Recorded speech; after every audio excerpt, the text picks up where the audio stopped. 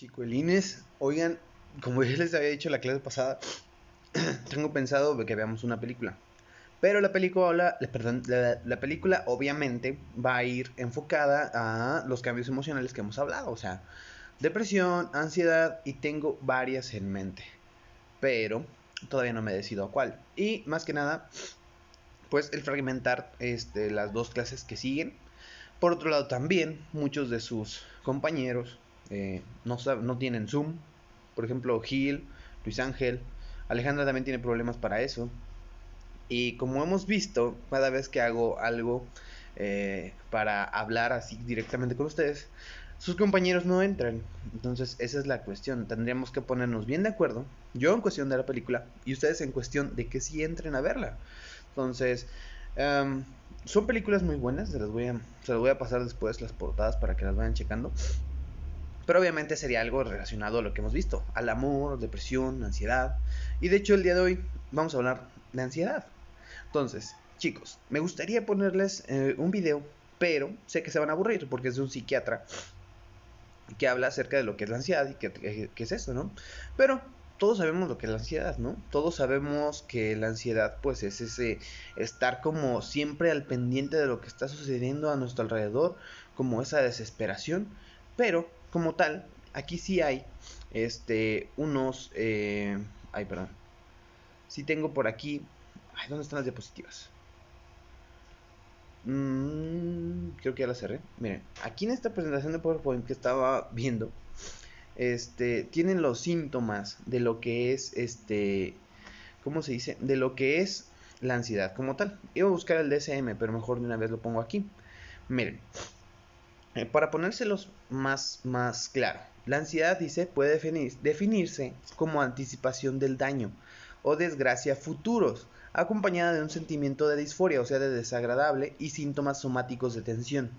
Esto traducido al español significa que la ansiedad es estar esperando siempre que algo va a pasar y nos vamos a sentir desesperados porque sentimos que algo nos va a suceder, que algo le puede suceder a nuestra familia, que se nos quedó algo en la lumbre, que se nos olvidó algo en nuestras casas, que alguien me va a hacer daño. Estos síntomas de ansiedad nos ayudan a nosotros estar activos, ¿no? Si tú sabes, no manches, no he hecho la tarea de química, la voy a hacer, la voy a hacer. Llegando a mi casa la voy a hacer. O sea, ese tipo de ansiedad nos ayuda a movernos. Pero ¿qué pasa cuando estos síntomas aparecen? Cuando tú estás durmiendo, cuando tú estás descansando o cuando tú de repente tienes que entregar un trabajo y de repente te desesperas. Pues en realidad lo que está pasando es que te está pasando pues es ansiedad. Y la ansiedad, dependiendo de cuánto te dure, puede convertirse en trastorno. Si tú vives así siempre, si te has aventado tiempo así, pues es más probablemente que tengas algún tipo de ansiedad en menor grado porque un trastorno de ansiedad generalizada pues es algo muy difícil. Pero bien, los síntomas somáticos de tensión, como tal, pues es manos temblorosas, esa desesperación, movimientos de piernas, movimientos incontrolados, sudoración. Porque imagínense cómo se sentirían ustedes si saben que algo les va a pasar, que algo va a suceder. Pues obviamente estarían muy inquietos. Y una persona con ansiedad, pues eso hace, ¿no? Es como si siempre estuviera esperando que algo malo fuera a pasar. Entonces, dice que estar esperando dice un daño anticipado, que puede ser interno o externo, es una señal de alerta que se advierte sobre un peligro inminente y permite a la persona que se adapte a medidas necesarias para enfrentarse a una amenaza. O sea, es lo que decía, cierto grado de ansiedad nos sirve. Es por ejemplo cuando una persona va manejando la carretera y dice, tengo que estarme fijando porque luego me pasa un carro y me choca, ¿no? O sea, como tal ese grado de ansiedad te permite estar en alerta, o sea, te permite vivir, pero en el momento en el que tú estás descansando o viendo la tele y de repente te sientes así, pues es que ahí es donde ya no es normal, o sea, es donde esos síntomas no deberían de estar presentes. Y dice, es importante entender la ansiedad como una sensación o un estado emocional normal ante determinadas situaciones. O sea, la ansiedad en menor grado nos sirve, pero constituye una respuesta habitual a diferentes situaciones cotidianas estresantes. O sea, nos da ansiedad entregar una tarea, que haya una discusión, que tengamos un pleito o lo que sea. Sí, pero ya cuando no va, cuando no hay nada que nos haga, ¿cómo se dice? Ponernos ansiosos y nada más nos ponemos ansiosos de no nada. Ahí podríamos pensar que sí tendríamos algún tipo de ansiedad. Entonces, dice, tan solo cuando sobrepasa cierta ansiedad o supera la capacidad adaptativa de la persona es cuando la ansiedad se convierte en patológica, provocando malestar significativo con síntomas que afectan tanto el plano físico como el psicológico y conductual.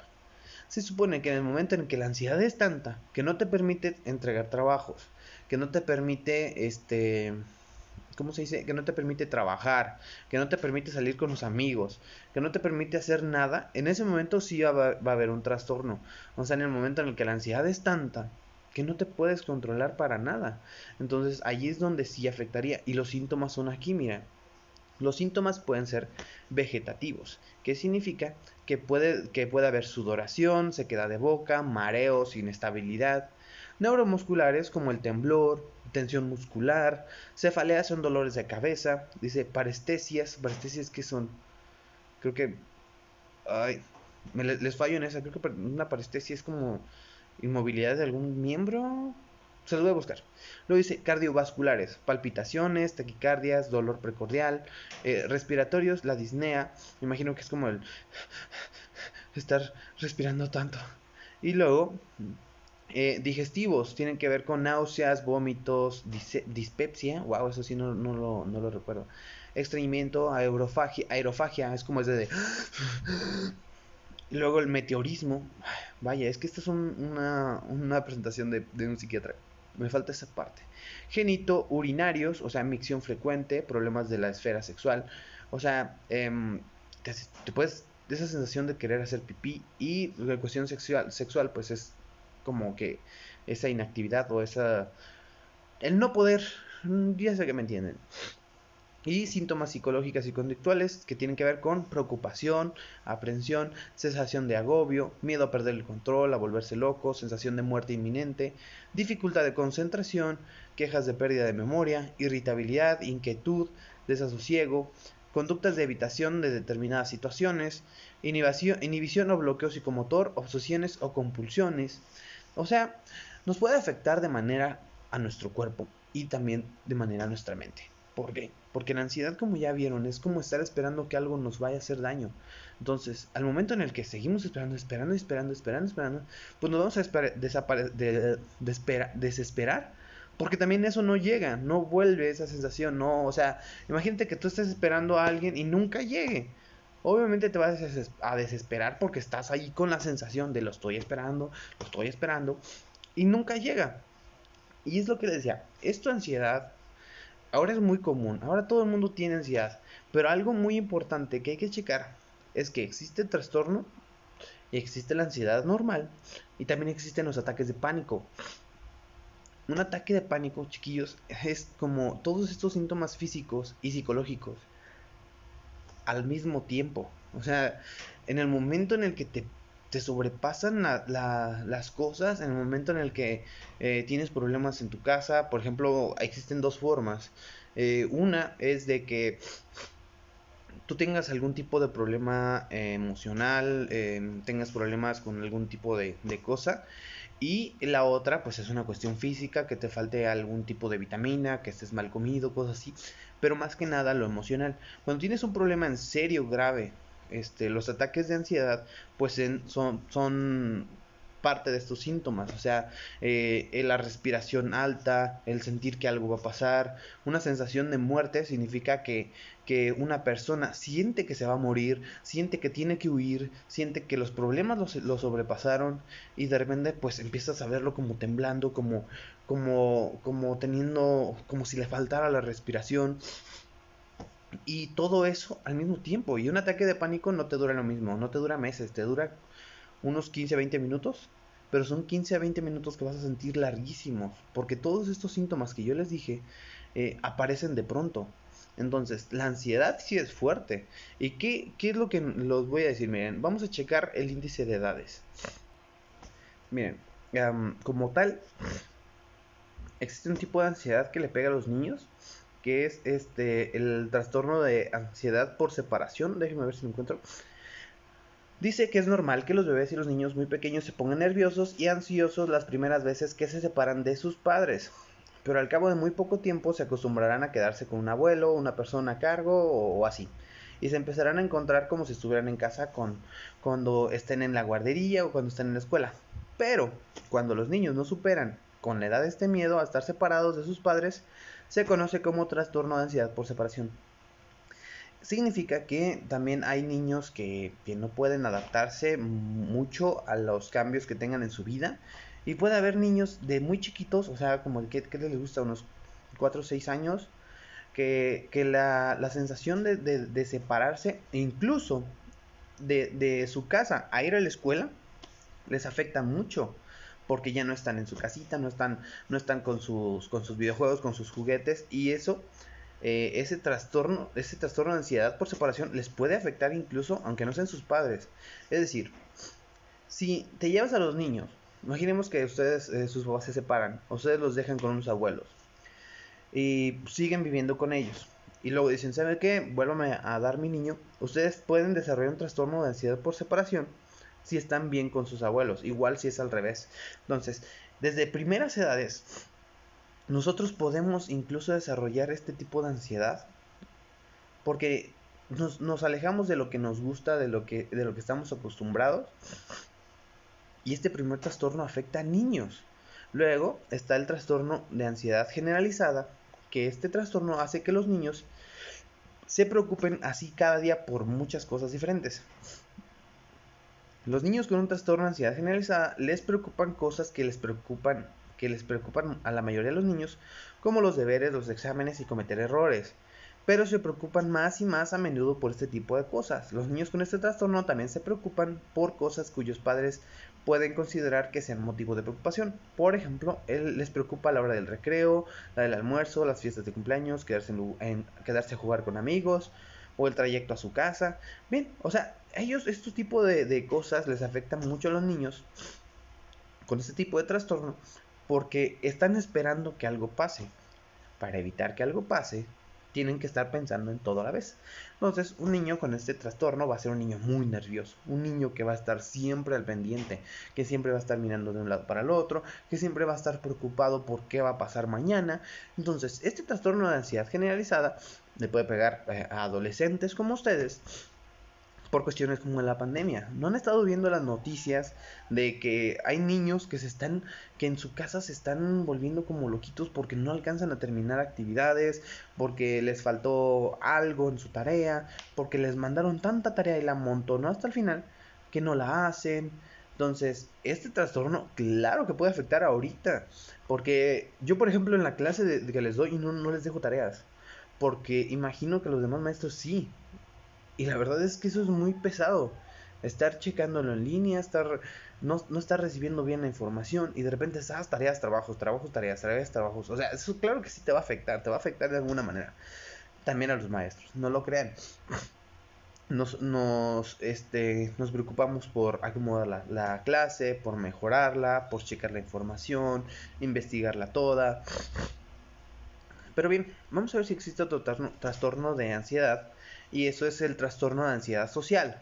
Este tipo de trastorno social, yo quisiera poner el ejemplo de Maite. Maite tiene una cuestión de que le provoca ansiedad, o sea, como he visto, no quisiera mencionar nada. O sea, a Maite le molesta mucho como el hablar frente a personas, el desarrollarse mientras hay personas cerca. Creo que eso es algo que he visto también en Diego. Diego también se estresa. Y esto tiene que ver también con una fobia social. Significa que todos esos síntomas que vimos de la ansiedad aparecen si ellos se encuentran rodeados de personas. O sea, este tipo de fobias se desarrollan porque nosotros estamos con los síntomas de ansiedad, que siempre estamos esperando que algo pase, y eso se puede limitar a un área. Si fuera en lo social, nosotros vamos a tener miedos dentro de esa área. Sería, ¿qué va a pasar si yo me equivoco al hablar? ¿Qué pasa si digo algo que no va, si contesto mal? ¿O qué pasa si hablo con una persona y me pongo nervioso? O sea, esta fobia social se desarrolla porque los chiquillos están pensando mucho en lo que puede pasar al momento de interactuar con más personas. Entonces desarrollan una fobia, y esa fobia tiene que ver con el miedo a lo que puedan pensar o decir las demás personas.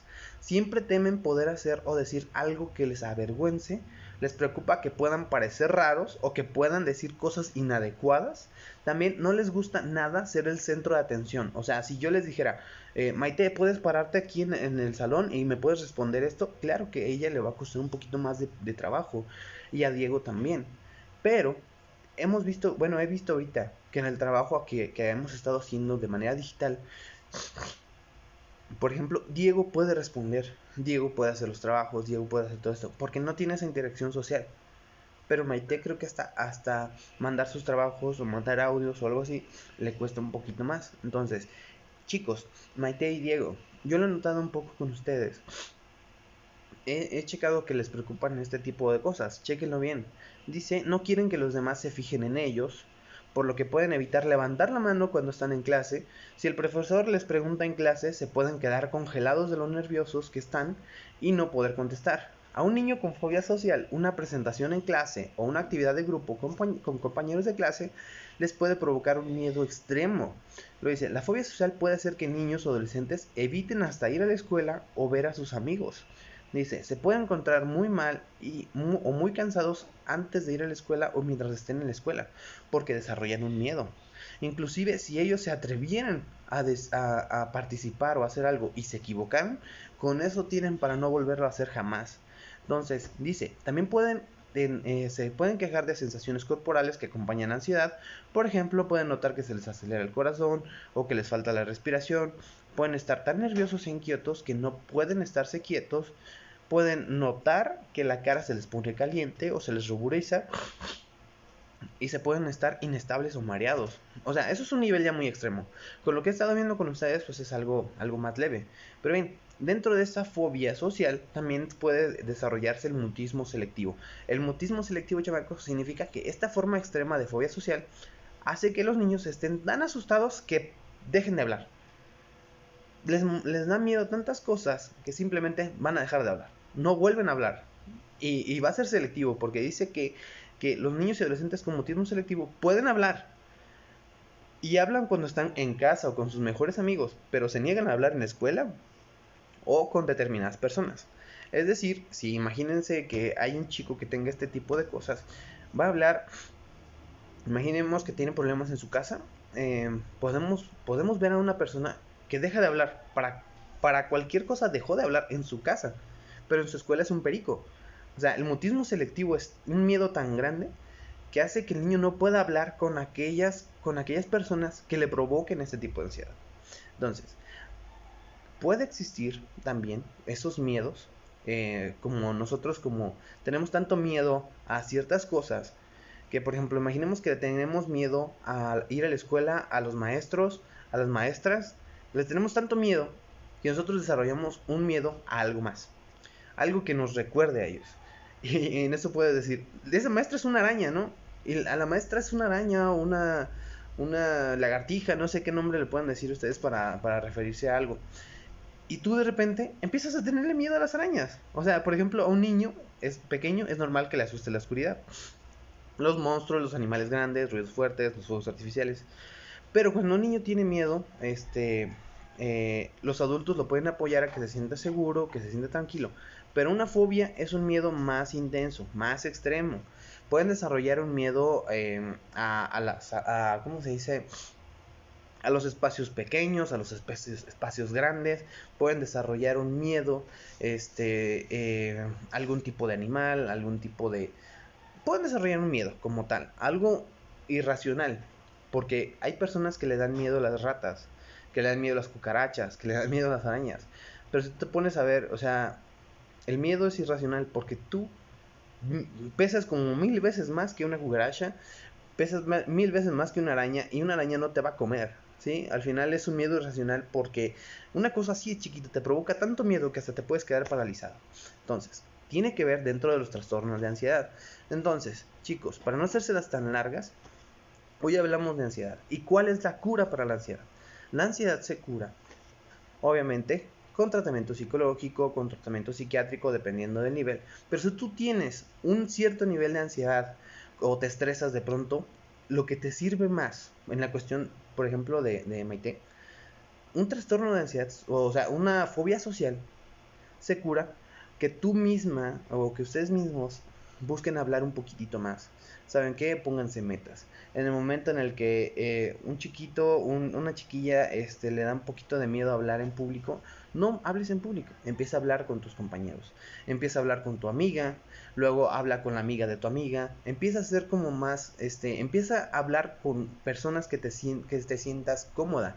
Poco a poco, atrévete a levantar la mano, no pasa nada, pero siempre busca tener metitas en las que digas, voy a hablar un poquito más esta vez. Con eso, en cuestión de algo que te desespere y en la ansiedad, por ejemplo contigo, lo que sirve muchísimo más, obviamente va a ser el ejercicio, salir a caminar es lo que más funciona, hacer actividad física, porque con eso te desahogas, te descargas. Cansarte hace que busques descansar, que busques dormir. Entonces lo que más te ayuda para la ansiedad pues es una alimentación balanceada y ejercicio. Más que nada una caminata o salir a correr en lugares que haya vegetación o que esté, ¿cómo se dice? Correr por el paseo, algo que te distraiga de tu entorno y que también te entretenga en algo. O sea, puede ser el fútbol, puede ser el gimnasio, o puedes salir nada más a caminar, a dar la vuelta. O sea, algo como que te mantenga en movimiento te va a ayudar a manejar esa ansiedad. Entonces, chicos, la actividad de hoy es muy simple. Les voy a pedir que me escriban en su libreta todo lo que les pareció importante de este video. Entonces, eso va a ser todo. Resuman y díganme qué les pareció el video, qué les parecieron los temas y si tienen alguna duda también. Entonces, esa es la actividad. En la libreta todo lo que escucharon, todo lo que les llamó la atención y de alguna manera ustedes también entender si alguna vez han tenido este tipo de trastorno, perdón, este tipo de síntomas y signos en su vida. Y si es así, escríbanme y cuéntenme qué les sucedió, cómo se pusieron. ¿Sí? Entonces, hasta aquí hice el videito, son 22 minutos, discúlpenme, pero es un tema muy interesante. Entonces, cualquier duda, chamacos, háganmela saber en el grupo de WhatsApp.